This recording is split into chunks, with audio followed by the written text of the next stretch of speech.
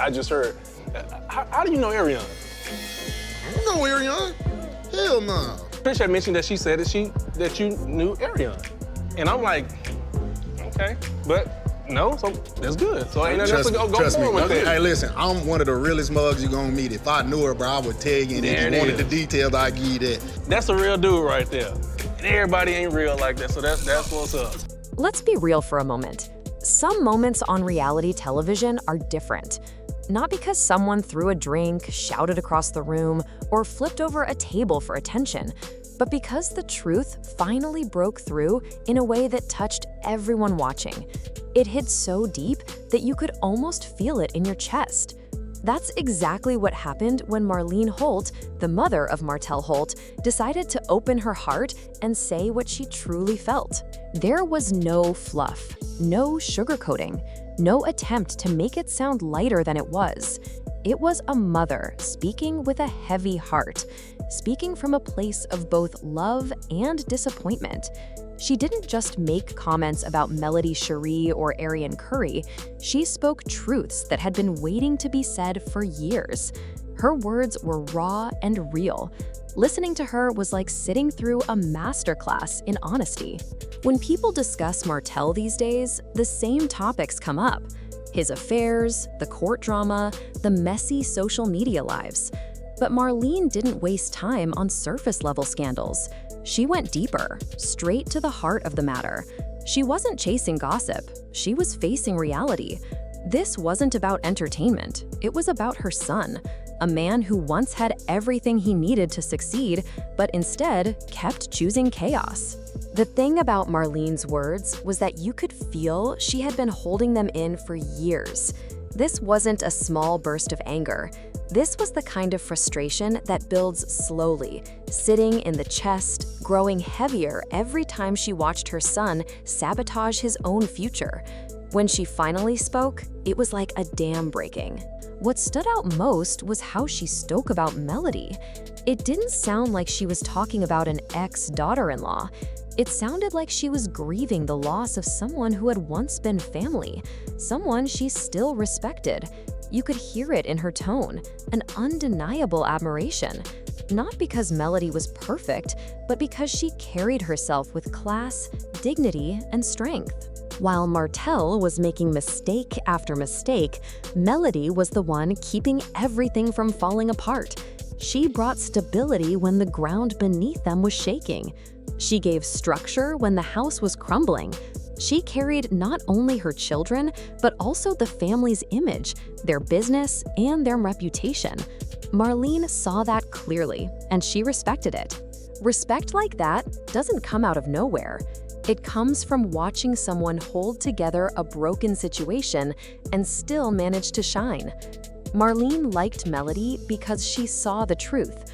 She saw Melody carrying a load that wasn't even hers to carry. Then came Arionne. Marlene didn't raise her voice. She didn't throw insults. She didn't even bother to explain much. Instead, she used one word that said everything. She didn't call the relationship love. She didn't call it a partnership. She didn't even call it a mistake. She called it an event.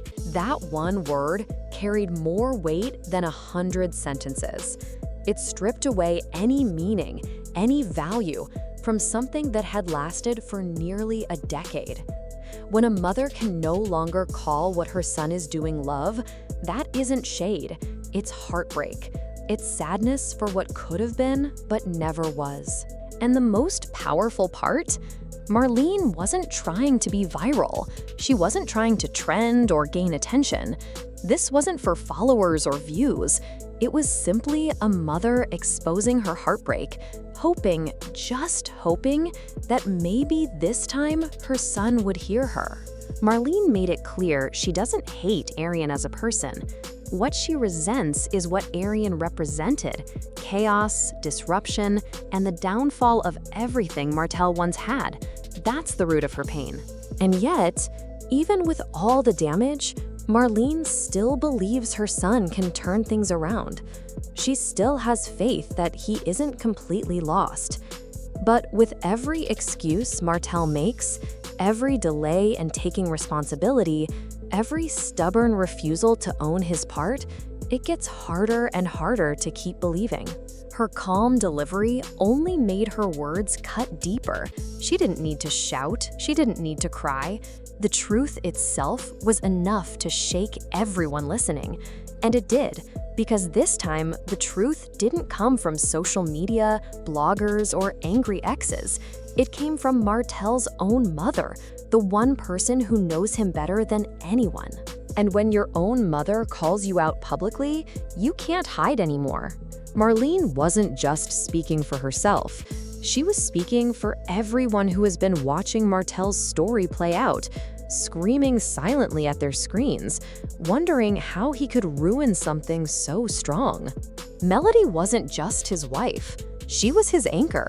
She was the balance. She was the person who stopped the world from seeing just how unstable everything really was behind the cameras. The public saw the smiling family, but behind closed doors, Melody was the one holding every piece together while Martell tore it down. Marlene saw that with her own eyes.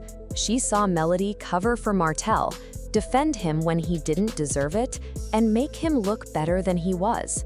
She saw Melody keeping their business alive, their house intact, and their image respectable, even as Martell continued to gamble everything away.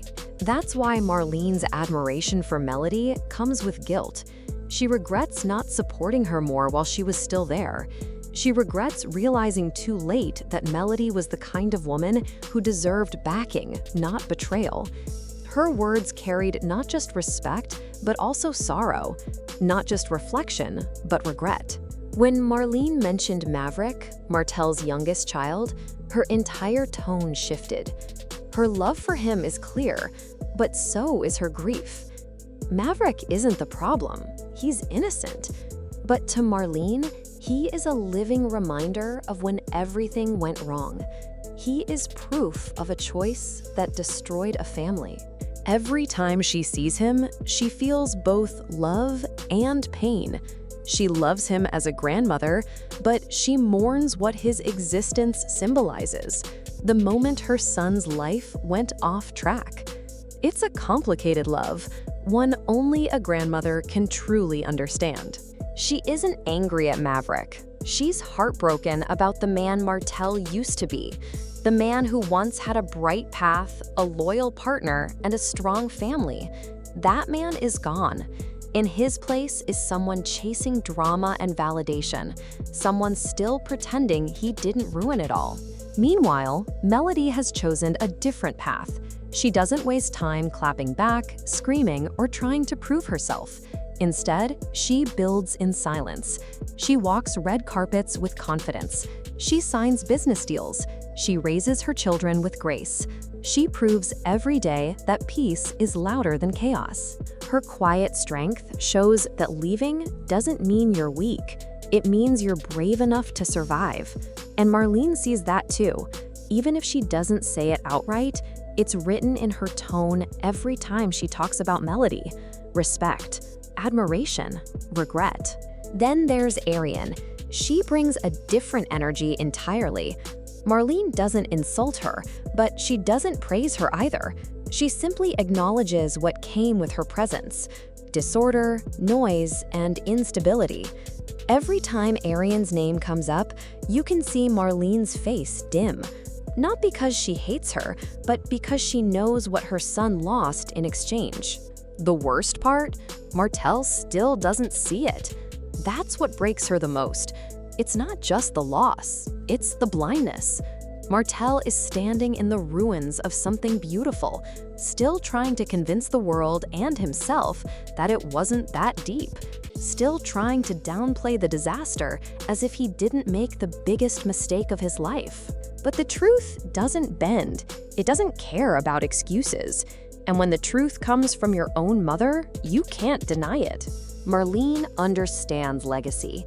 She knows what it takes to build something that lasts, and she knows the difference between temporary thrills and lifetime foundations.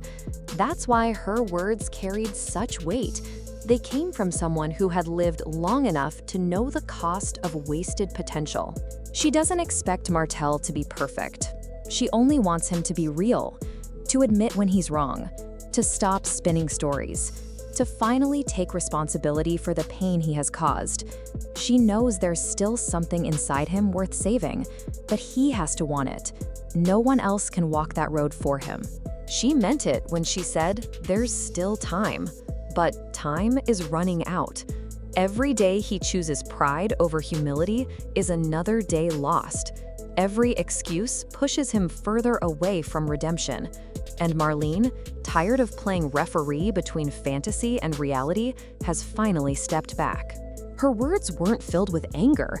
They were filled with love, the kind of love that refuses to sugarcoat the truth, the kind of love that says, "You're better than this, and I'm not happy watching you fall."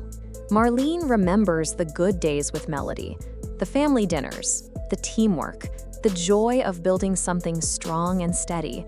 She remembers because it was real, and now she mourns it because her son let it slip away piece by piece. Her message was clear. Martell doesn't need to fight Melody. He doesn't need to silence Arionne. He doesn't need to perform for the cameras.